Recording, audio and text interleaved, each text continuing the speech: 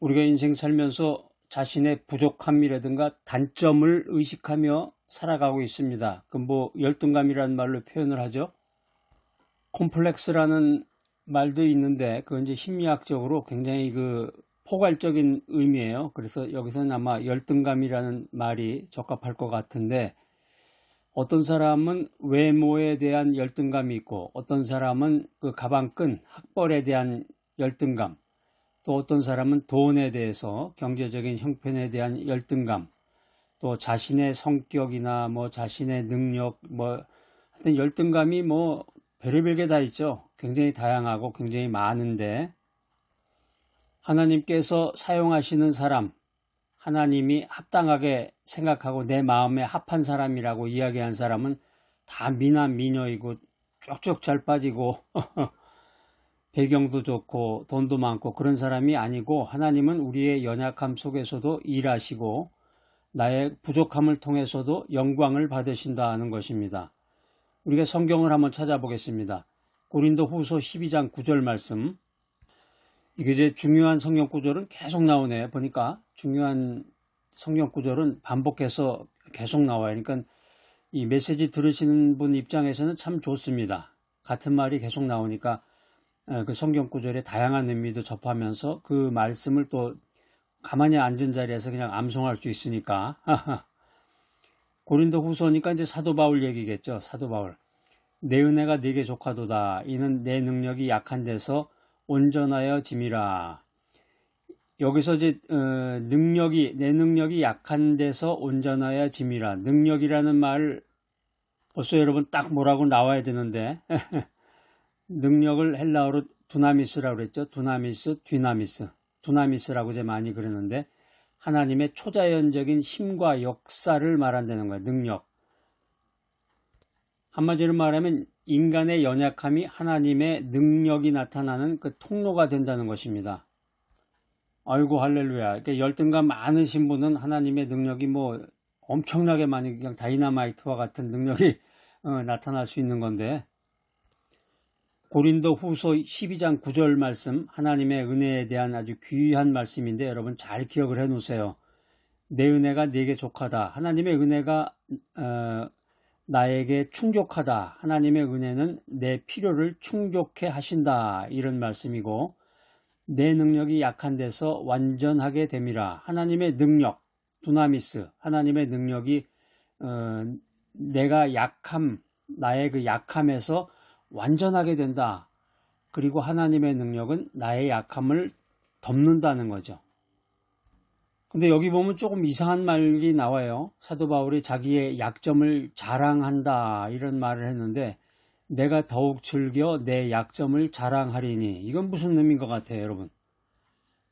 사도 바울은 약점을 자랑하고 있습니다. 여기서 그 약점을 자랑하는 그 이유가, 리즌이 뭐냐, 이유가 why, 하나님의 능력, 두나미스가 자기에게 머물게 하려 함이다는 얘기예요. 하나님의 능력이 내 안에 머물러야 됩니다. 하나님의 능력은 나를 강하게 한다. 하나님의 놀라우신 은혜, 하나님의 은혜는 나에게 족하고 나의 약함에서 하나님의 은혜는 완전하게 된다. 이 사실을 믿으시기 바랍니다. 약점을 자랑하려는 거예요. 사도 바울은 더 나가서 약점을 자랑해야 하나님의 능력이 나에게 머물러 있음을 오늘 말씀을 통해서 여러분들 이해하시고 그 사실을 믿으시기 바랍니다. 오늘 성경 말씀, 하나님의 말씀, 하나님의 은혜로 우리가 어떻게 열등감, 인생을 살아가는데 내가 가지고 있는 그 열등감을 어떻게 극복할 수 있는가, 세 가지 방법을 여러분에게 나누고자 합니다. 첫 번째, 열등감을 극복하는 첫 번째 방법은 하나님은 나를 있는 그대로 사랑하신다. 여러분 헬렌 켈러 이야기 잘 아실 거예요. 헬렌 켈러는 앞을 보지 못하고 듣지도 못하는 심각한 그 핸디캡을 가지고 태어났습니다. 그런데 이 헬렌 켈러를 사랑으로 도왔던 그 선생님 이름 뭐예요?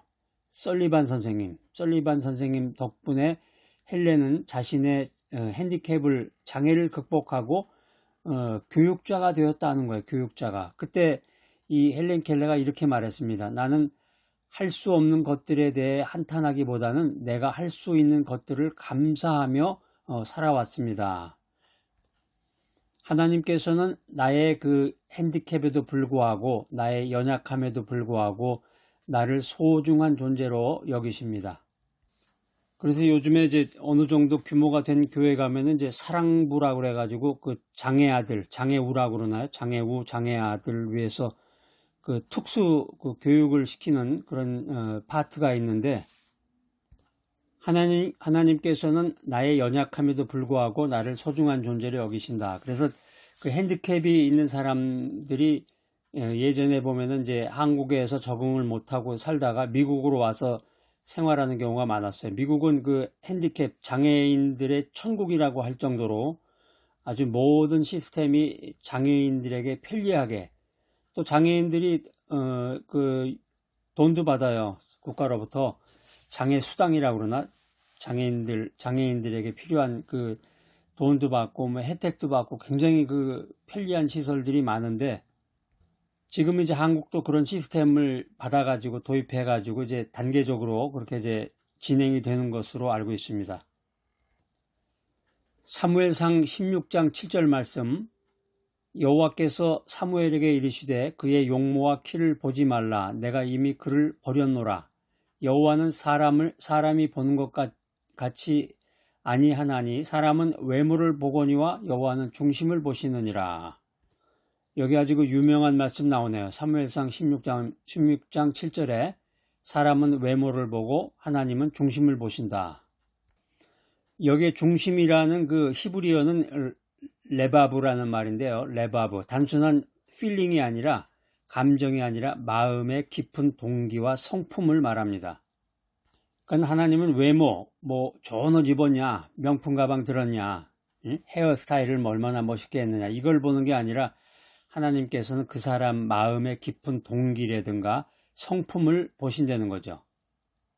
우리가 인간관계를 해보면 사람들은 대개 사람을 볼 때 외적인 모습으로 그 사람을 판단합니다. 그런데 하나님은 인간을 볼 때 내적인 마음을 보신다는 거예요. 하나님은 사람의 진정한 모습을 알고 계시는 분이십니다.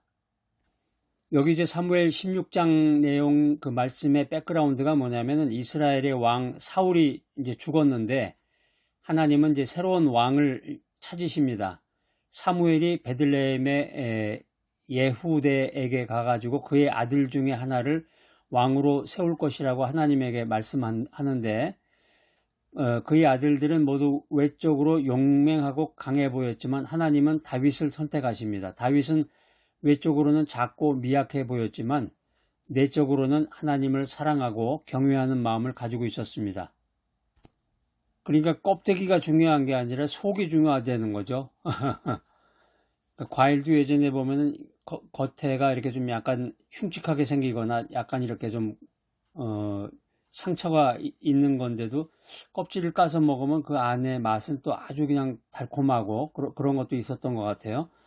하나님은 사람의 진정한 모습을 아시는 분이죠. 왜냐하면 창조주시니까 창조주 하나님, 전능하신 하나님이기 때문에 하나님이 선택한 사람은 하나님의 선택은 사람의 외적인 모습이 아니라 하나님이 사람을 선택할 때는 외적인 모습으로 그 사람을 선택하는 것이 아니라 내적인 마음에 따라서 결정이 된다는 겁니다. 예전에 아주 옛날에 그런 노래도 있었네요. 얼굴만 예쁘다고 여자냐, 마음이 고와야 여자지. 뭐 그런 노래 있었죠, 옛날에. 열등감을 극복하는 두 번째 방법은 하나님은 우리의 약함을 강함으로 바꾸신다. 세계적인 동기부여 강사 닉 부이치치라는 사람이 있는데 이 사람은 팔과 다리가 없는 장애를 가지고 태어났어요. 어휴, 말만 들어도 정말 안타깝네. 그 부모가 얼마나 그 마음 졸이면서 애를 키웠을지. 그래서 이 닉 부이치치는 한때 절망 속에서 수어사이드, 극단 선택을 이제 생각하기도 했는데 하나님께서 자신을 창조하신 목적을 깨닫고 일어나서 세계적인 동기부여 강사가 되었습니다. 그는 이렇게 말합니다. 나는 팔과 다리가 없지만 하나님은 나에게 더 큰 꿈을 주셨다. 자, 여러분 이런 분이 한번 나타나서 말 한마디 하면 모든 게 해결이 되는 거죠. 이 사람은 팔과 다리가 없는데 뭐를 더 말하겠어요. 저는 열등감이 많습니다. 이런 사람 앞에서는 말을 할 수가 없겠죠. 하나님은 나의 연약함을 통해서 더욱 크신 일을 이루신다. 성경 말씀 한번 찾아보겠습니다. 구약성경 출애굽기 4장 10절 말씀. 모세가 여호와께 아뢰되 주여 나는 본래 말을 잘 하지 못하는 자니이다. 나는 입이 뻣뻣하고 혀가 둔한 자니이다. 여기서 이제 입이 뻣뻣하다 이제 이런 말을 이제 신학적으로 한번 분석해 보면은 입이 뻣뻣하다 케바드 페라는 말인데요. 히브리어로 이 말은 말이 느리고 표현이 부족하다 이런 뜻이에요. 모세의 불안과 두려움. 모세는 자신의 말솜씨가 좋지 않다고 생각하고 그 말하는 것에 두려움을 느끼고 있었습니다. 모세가 말이 거칠고 어눌하다는 걸로 인해서 이제 이집트 왕에게 가서 이제 말을 해야 되는데 애굽 왕한테 가서 하나님의 말을 전해야 되는데 이게 두렵다는 거예요. 하나님께서 이 모세의 불안과 두려움을 아시고 약속을 하십니다. 하나님께서 모세와 함께 가겠다고 약속하십니다. 하나님은 모세의 말솜씨나 모세의 능력이 아니라 하나님의 능력을 통해서 일을 이루시겠다고 이런 약속을 하십니다. 하나님은 나의 약함을 아시고 나의 약함을 덮으신다. 이 사실을 믿어야 되겠습니다. 하나님의 능력이 나의 불안과 두려움을 극복한다. 열등감 가운데 있을 때 하나님은 나와 함께 가시고 나를 사용하신다. 열등감으로 인해서 고민하고 잠 못 이루는 여러분, 잠 못 이룰 정도는 아니겠죠. 평소에 이제 열등감이 있다 보면 스트레스를 많이 받게 되고 사람하고의 그 관계가 좀 서운하다고 그럴까? 왠지 이렇게 눈치 보는 것 같이 하나님은 나의 약함을 사용해서 하나님의 영광을 나타내시는 분이다. 이거 참 놀라운 말이네. 나의 부족함 속에서 하나님을 의지할 때, 하나님만을 의지할 때 하나님께서 나에게 새 힘을 주신다. 자, 열등감을 극복하는 세 번째 방법. 나의 정체성은 세상이 아니라 하나님 안에서 발견된다. 다윗은 형들보다 작고 평범한 목동이었지만 하나님께서 그를 왕으로 택하셨습니다.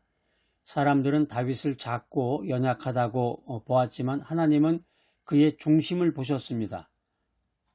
그는 하나님의 부르심을 따라 살아가며 이스라엘 역사상 가장 위대한 왕이 되었습니다. 우리가 다윗 이야기를 들으면서 아까 성경 구절도 찾아봤는데 다윗 이야기를 들으면서 여러분 소감이 어떠세요? 참 여러분 제가 생각날 때마다 자꾸 같은 말을 하는데 여러분 이제 이 유튜브 메시지 들으시고서 꼭 댓글을 좀 남겨주세요. 자기가 들은 그 소감이 있을 거 아니야. 자기 느낌이, 생각이 없는 분은 남기지 마시고 생각이나 어떤 소감이나 또 어떤 믿음의 확신 또 그것으로 인해서 자기의 그 믿음이 완성되어가는 그런 생각이나 글들을 댓글로 남겨주시면 제가 그걸 보고 방향 설정을 하거나 준비하는데 아주 큰 도움이 됩니다. 그러니까 아무 생각이 없는 분들은 남기지 마세요. 자, 열등감으로 고심하시는 여러분들, 나는 하나님의 걸작품이다. 이렇게 스스로 한번 외쳐보세요. 거울을 보고 나는 하나님의 걸작품이다. 세상의 평가가 아니라 내 주변의 누구누구의 평가가 아니라 하나님의 시선으로 자신을 바라보시기 바랍니다. 신약성경 에베소서 2장 10절 말씀. 우리는 그가 만드신 바라 그리스도 예수 안에서 선한 일을 위하여 지으심을 받은 자니. 여기서 이제 만드신 바라 이게 이제 헬라어로 포이에마예요. 포이에마. 그러니까 요즘에 이제 그 성경 공부를 많이 하시거나 그 경건서적 같은 거 많이 읽으신 분들은 이 포이에마라는 말 아마 들은 기억이 있으실 거예요. 포이에마라는 말이 만드신 바라. 이 말이 포이에마라는 말이에요. 그러니까 이게 걸작품, 예술작품이란 뜻이에요. 걸작품, 예술작품. 이런 말 기억해 놓으셨다가 나중에 교회에서 공동체에서 성경 공부를 하던가 이렇게 할 때 그런 걸작품, 예술작품이라는 말이 나올 때 포이에마라고 여러분 말씀하시면 대단히 유식한 그런 순간이 되겠죠. 열등감을 극복하는. 여러분, 우리가 늘 기도하면서 믿음 생활하면서 나는 하나님의 손으로 만든 작품이다, 포이에마다, 하나님이 나를 창조하셨다, 이렇게 믿고 고백해야 됩니다. 나는 하나님의 창조로 인해 존재한다. 하나님의 창조는 나에게 삶의 의미와 삶의 목적을 준다.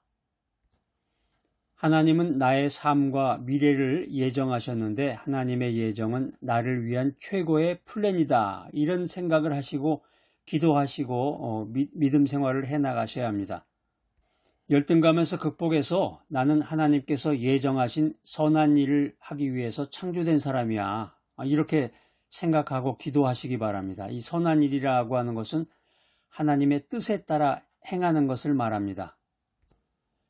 나는 예수 그리스도 안에서 선한 일을 한다.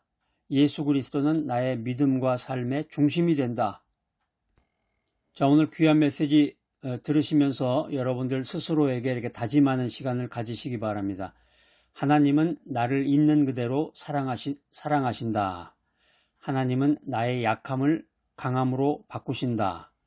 나의 부족함 속에서도 하나님은 역사하시는 거예요. 내가 이렇게 부족한데, 내가 배운 것도 많지 않은데, 나에게 돈도 많지 않은데, 내 건강도 변변치 않은데, 그렇게 생각할 게 아니라 나의 부족함 속에서도 하나님은 역사하신다.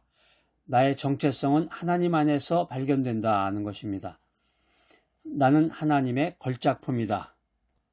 나는 하나님의 걸작품이다. 그 뭐라 그랬어요? 아까 저기 그 헬라어로 뭐라 그랬어요? 포이에마. 나는 하나님의 포이에마입니다. 자, 오늘부터는 이제 더 이상 자신의 약점을 부끄러워하지 말고 하나님께서 주신 모습 그대로 감사하며 살아가시기를 바랍니다. 나의 부족함 속에서도 역사하시는 하나님만을 신뢰하십시오. 사랑이 많으신 하나님 아버지, 나의 부족함을 아시면서도 나를 있는 그대로 사랑해 주시니 감사합니다. 나의 부족하고 연약한 면을 사용하셔서 하나님의 크신 뜻을 이루어 주시옵소서. 우리가 세상의 기준이 아니라 하나님의 시선으로 나 자신을 바라보게 하시고 하나님의 계획 안에서 참된 정체성을 발견하게 하여 주시옵소서.